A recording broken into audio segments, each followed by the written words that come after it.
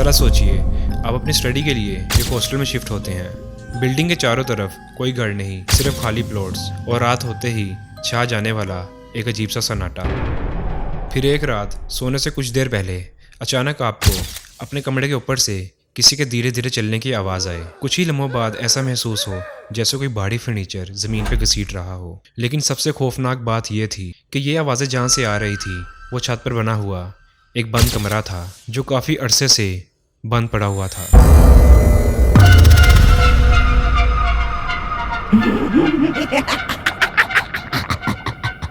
आज की स्टोरी हमें पेशावर से हमारी एक व्यूअर दुआ ने भेजी है, और वो कहती हैं ये उसकी ज़िंदगी का एक ज़ाती तजुर्बा है, और उस हॉस्टल में गुजरी हुई वो रातें आज भी उसको सुकून से सोने नहीं देती। साल था 2020। दुआ का एडमिशन इस्लामाबाद की एक यूनिवर्सिटी में हुआ था। उसको पहली दफ़ा अपना घर छोड़कर हॉस्टल में शिफ्ट होना था। शुरू में सब कुछ बिल्कुल नॉर्मल था। हॉस्टल की बिल्डिंग भी देखने में बहुत अच्छी लगती थी, लेकिन उसके चारों तरफ अभी ज़्यादा आबादी नहीं बनी थी। दूर दूर तक सिर्फ खाली प्लॉट्स नज़र आते थे। उस वक्त दुआ अपनी 3 दोस्तों के साथ एक ही रूम में रहती थी। उन सब की आपस में अच्छी दोस्ती हो गई थी।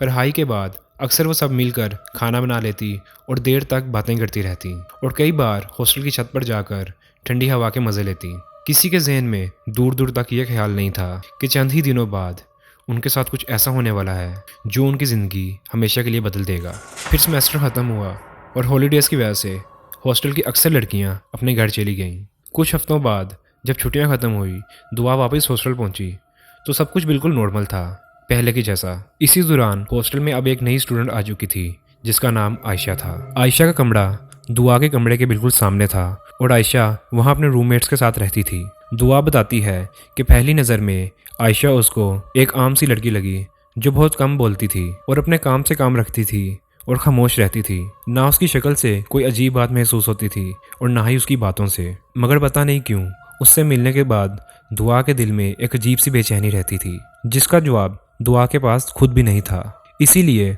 उसने इस एहसास को नज़रअंदाज किया। उन दिनों सफ़र का महीना चल रहा था, और दुआ बताती है उसने अपने बुजुर्गों से सुना हुआ था कि इस महीने में काफ़ी मुश्किलात आती हैं। उसने कभी इन बातों पर यकीन नहीं किया था, लेकिन उसको इस बात का ज़रा भी अंदाज़ा नहीं था कि अगले कुछ दिनों में जो कुछ इसके साथ होने वाला था, उसके बाद वो खुद इन बातों को एक नए नज़रिए से देखने लगेगी। अब हॉस्टल की ज़िंदगी धीरे धीरे रूटीन पे आ गई थी। क्लासेस स्टार्ट हो चुकी थी, और दिन भर की मसरूफियत के बाद रात को दुआ और उसकी दोस्तें हॉस्टल की छत पर चले जाया करती थी और देर तक वहाँ पे बातें करती थी। छत पर एक छोटा सा बंद कमरा हुआ करता था जिसे सब ममडी कहते थे। वो कमरा अक्सर बंद रहता था, और उस कमरे की बाहर की लाइट्स भी अक्सर बंद रहती थी। वहाँ ज़्यादातर रुकना किसी को पसंद नहीं था। पता नहीं क्यों वहाँ का माहौल ही कुछ अजीब सा था। फिर एक रात दुआ और उसकी दोस्तें हमेशा की तरह हॉस्टल की छत पर बैठकर बातें कर रही थी। बातें करते करते उनके कप में थोड़ी सी चाय बची हुई थी, जो उन्होंने पीछे खाली प्लॉट्स पे फेंक दी जहाँ पे दरख्त हुआ करते थे। इसी दौरान उनमें से एक लड़की हंसते हुए बोली कि अगर यहाँ पे कोई चीज़ रहती भी होगी ना, तो आज वो ये चाय पी लेगी। ये सुनते ही सभी ज़ोर से हंसने लगी। किसी ने इस बात को ज़्यादा सीरियस नहीं लिया, क्योंकि ये सब उनके लिए एक मजाक था। दुआ बताती है कि वो अपने कमरे में वापस आकर मोबाइल यूज़ कर रही थी, और उसकी बाकी दोस्तें भी अपने अपने काम में मसरूफ़ हो गई थी। तो तकरीबन 10 से 15 मिनट ही गुजरे होंगे कि उसके दरवाजे पर एक ज़ोरदार दस्तक हुई। दुआ ने दरवाज़ा खोला तो बाहर हॉस्टल की वार्डन बहुत ही घबराई हुई खड़ी हुई थी, और उसने जल्दी से पूछा कि तुम लोगों के पास क्या ब्लड प्रेशर की मेडिसिन है, क्योंकि एक लड़की की तबीयत अचानक से बहुत ज़्यादा ख़राब हो गई है। दुआ के पास कुछ मेडिसिन थी। उसने फ़ौरन वार्डन को दी और उससे पूछा कि वो लड़की कौन है। तो वार्डन ने कहा, सामने वाले रूम में रहने वाली लड़की आयशा। ये सुनते ही दुआ और उसकी दोस्तें फ़ौरन वार्डन के साथ आयशा के रूम में चली गईं। सबको लगा कि आयशा का ब्लड प्रेशर लो हो गया होगा या उसकी तबीयत ख़राब हो गई होगी। लेकिन जैसे ही दुआ आयशा के रूम में गई तो उसे पहली नज़र में ही महसूस हो गया था कि ये बात तबीयत ख़राब तक महदूद नहीं है। आयशा अपने बिस्तर पर लेटी हुई थी और उसका चेहरा बिल्कुल पीला पड़ चुका था। उसकी सांसें तेज़ चल रही थी और उसका पूरा जिस्म एक अजीब सी कपकपी में था। इसी दौरान आयशा की रूममेट ने दुआ को वो बात बताई जिसको सुनकर दुआ के रोंगटे खड़े हो गए। उसने कहा कि थोड़ी देर पहले ही आयशा छत पर गई थी, और जब वो छत से वापस आई तो उसकी तबीयत खराब हो गई थी। ये सुनकर दुआ खामोश हो गई। उसके जहन में सिर्फ एक ही सवाल था कि ये कैसे मुमकिन है, क्योंकि कुछ देर पहले ही वो खुद अपनी तीनों दोस्तों के साथ छत पर मौजूद थी। लेकिन उसने आयशा को वहाँ ना आते देखा था और ना ही वहाँ से जाते हुए।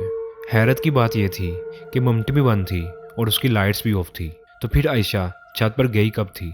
आयशा की हालत देखकर हॉस्टल में अफरा तफरी फैल गई। कुछ ही देर में वार्डन, आयशा के रूममेट और हॉस्टल का ओनर उसे लेकर हॉस्पिटल रवाना हो गए। लेकिन हॉस्टल में हर किसी के ज़हन में सिर्फ एक ही सवाल था कि आयशा को आखिर हुआ क्या था। उस रात दुआ और उसकी दोस्तें लगातार आयशा की रूममेट के साथ राब्ते में रही, क्योंकि वो हर नई बात उन तक पहुंचा रही थी। हॉस्टल की बाकी लड़कियां भी एक हाल में जमा हो चुकी थी और सब अपनी तरफ से अंदाजे लगा रही थी कि शायद उसको ब्लड प्रेशर की वजह से ये हुआ हो, या शायद उसे कोई पैनिक अटैक आया हुआ हो, या फिर कोई और मसला हो। और कोई इस वाक़े को उस रात छत पे होने वाली बातों से जोड़ कर देख रहा था। इसी दौरान दुआ को आयशा की रूममेट का फ़ोन आया। उसकी आवाज़ कांप रही थी। उसने जो बात बताई उसने वहाँ मौजूद हर लड़की के होश उड़ा दिए। उसने कहा कि आयशा की आवाज़ बदल गई है, वो अपनी आवाज़ में बात नहीं कर रही और बार बार एक ही बात अपना नाम ले लेकर कह रही है कि मैं आयशा को मार दूंगी, मैं इसको छोड़ूंगी नहीं। और ऊपर ममटी में जाने का भी कुछ कह रही थी। सब आयशा की ये हालत देखकर समझ चुके थे कि आयशा के अंदर कोई मखलूक आ चुकी है। ये सुनते ही हाल में एक खामोशी छा गई थी। हर लड़की के चेहरे पर खौफ साफ नजर आ रहा था। कुछ लड़कियां वहां पे रोना शुरू हो गई थी और कुछ लड़कियां अकेले अपने कमरे में जाने से डर रही थी। उस लम्हे के बाद हॉस्टल का माहौल पहले जैसा कभी नहीं रहा। कुछ देर बाद आयशा को हॉस्पिटल से वापस लाया गया। दुआ बताती है कि उस वक्त वो और उसकी दोस्तें अपने कमरे से बाहर नहीं निकली, क्योंकि हॉस्टल के वार्डन ने उन्हें मना किया था कि कोई भी लड़की अपने कमरे से बाहर ना आए। बाद में जो कुछ भी हुआ वो आयशा की रूममेट ने दुआ को तफसील से बताया था। आयशा की रूममेट के मुताबिक वार्डन, हॉस्टल का ओनर आयशा को लेकर सीधा छत पे बनी हुई उस ममटी पर गए। उस वक्त रात का अंधेरा था और ममटी के अंदर ज़रा सी भी रोशनी नहीं थी। सब धीरे धीरे अंदर दाखिल हुए। जैसे ही वार्डन ने अंदर जाकर लाइट्स ऑन की तो आयशा एकदम से चीखने लगी और आयशा की आवाज़ सुनकर वहाँ मौजूद सब लोग घबरा गए। वो बुरी तरह दर्द में तड़प रही थी और बार बार सिर्फ एक ही बात कह रही थी कि लाइट बंद करो, हम लोग अंधेरे में रहते हैं, हमें रोशनी की आदत नहीं है। आयशा की ये बात सुनकर वार्डन खुद भी बुरी तरह घबरा गई। उन्होंने किसी को कुछ भी नहीं कहा, बस खामोशी से दिल में आयतल कुर्सी पढ़ना शुरू कर दी। लेकिन उसके फ़ौरन बाद जो हुआ उसने वहाँ मौजूद हर शख्स को खौफ में मुब्तला कर दिया। आयशा ने वार्डन की तरफ देखा और गुस्से बड़ी आवाज़ में बोली कि दिल में भी मत पढ़ो। ये सुनते ही वार्डन के चेहरे का रंग उड़ गया, क्योंकि उसने आयतल कुर्सी ज़ुबान से नहीं सिर्फ दिल में पढ़ना शुरू की थी। ये बात आयशा को किसी भी सूरत पता नहीं चल सकती थी।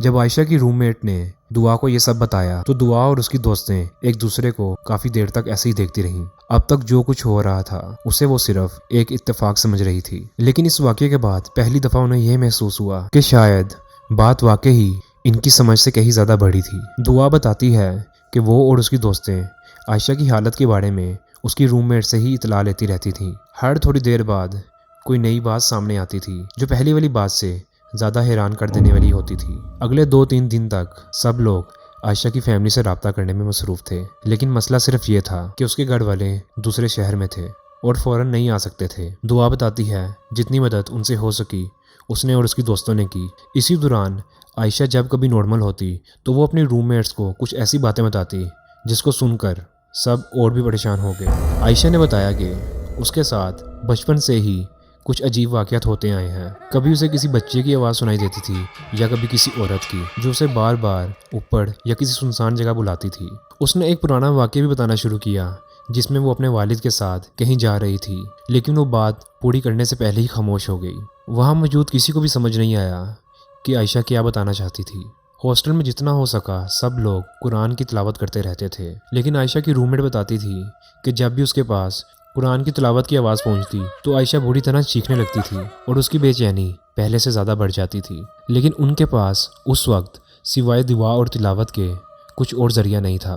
दुआ बताती है कि आयशा की हालत में कुछ खास बेहतरी नहीं आ रही थी। इसी दौरान वार्डन ने दुआ को अलग से बुलाया, क्योंकि दुआ हॉस्टल में सबसे पुराने स्टूडेंट्स में से एक थी और वार्डन उस पर भरोसा करती थी। उसने दुआ को कहा कि वो एक ऐसे आलिम को जानती है जो इन मामलात में रुकिया और तवीज़ देते हैं। वार्डन ने आयशा का पूरा नाम और कुछ ज़रूरी तफसील दुआ को दे दी और कहा कि अगर मुमकिन हो किसी तरह वहाँ से तवीज़ का इंतज़ाम कर दो।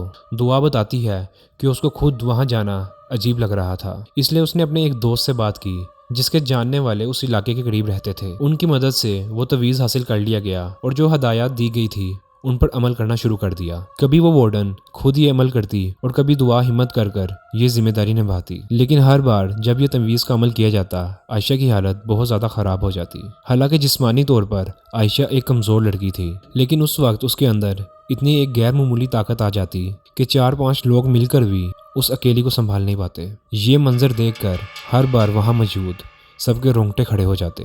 कुछ दिनों बाद आखिरकार आयशा की बहन हॉस्टल पहुंच गई। दुआ बताती है कि वो बहुत परेशान और गुस्से में थी। आते ही उसकी बहन ने हॉस्टल वालों को जिम्मेदार ठहराना शुरू कर दिया, लेकिन उस वक्त हॉस्टल की लड़कियां भी हैरान थी क्योंकि वो खुद काफ़ी अरसे से उसी हॉस्टल में रह रही थी। उनके साथ कभी भी ऐसे मामलात पेश नहीं आए।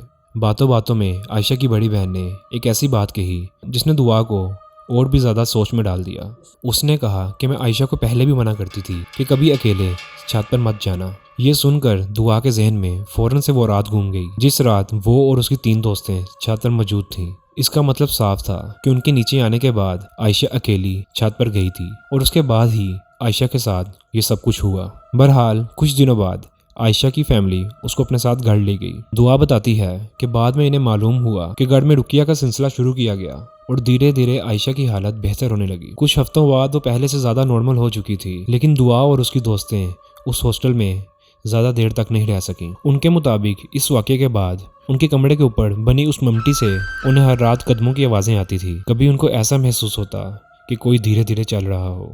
आज इस वाक़े को कई साल गुजर चुके हैं और दुआ बताती है कि आज भी उसे सुनसान हॉस्टल, उस बंद ममटी और उस रात को नहीं भूल पाई। और सबसे ज़्यादा उसे एक ही बात परेशान करती है कि उस रात आयशा ने छत पर ऐसा क्या देखा था जिसको देखकर उसकी ज़िंदगी हमेशा के लिए बदल गई।